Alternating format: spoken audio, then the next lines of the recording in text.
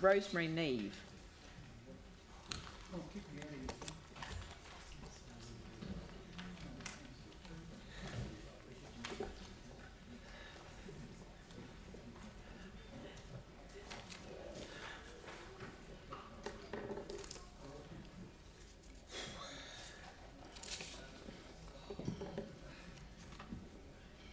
Hello, welcome. Kia ora koutou, thank you very much.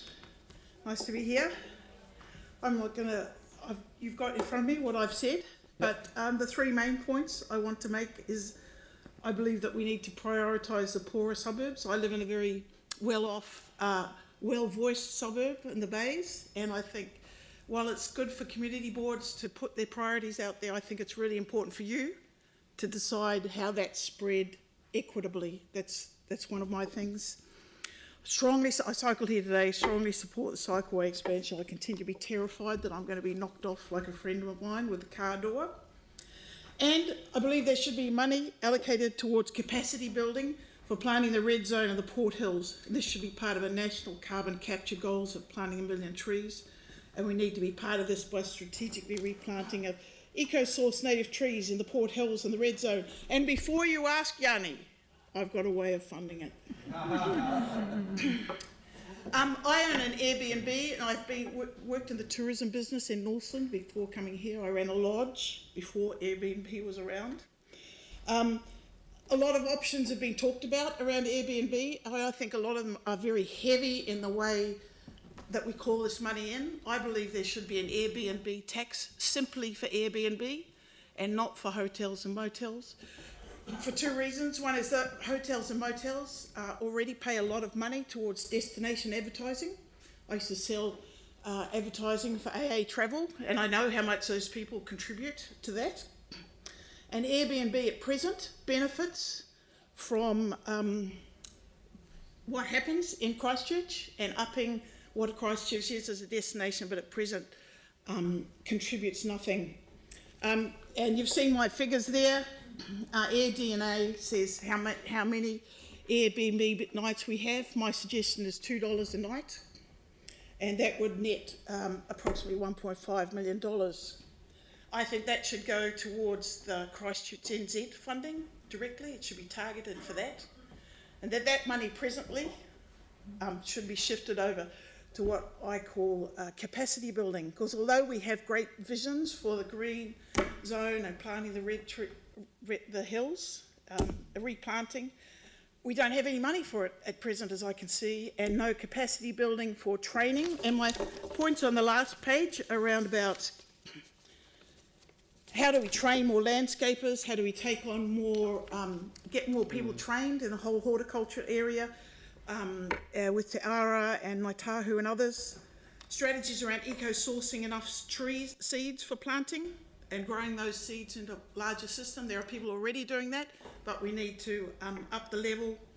And I think, of course, we need to be targeting the national policy of planting 1 million trees so we can be part of that. And we're supporting local groups around those initiatives. There you go. Thank you. Brilliant. Awesome. Oh, and the other thing about Airbnb, it's an easy tax to collect. You know, it's one provider. Yeah. Anyway, look. We're not going to make a decision on it right this second. Sarah and then Aaron. I don't know that we'll get beyond that, but we'll try.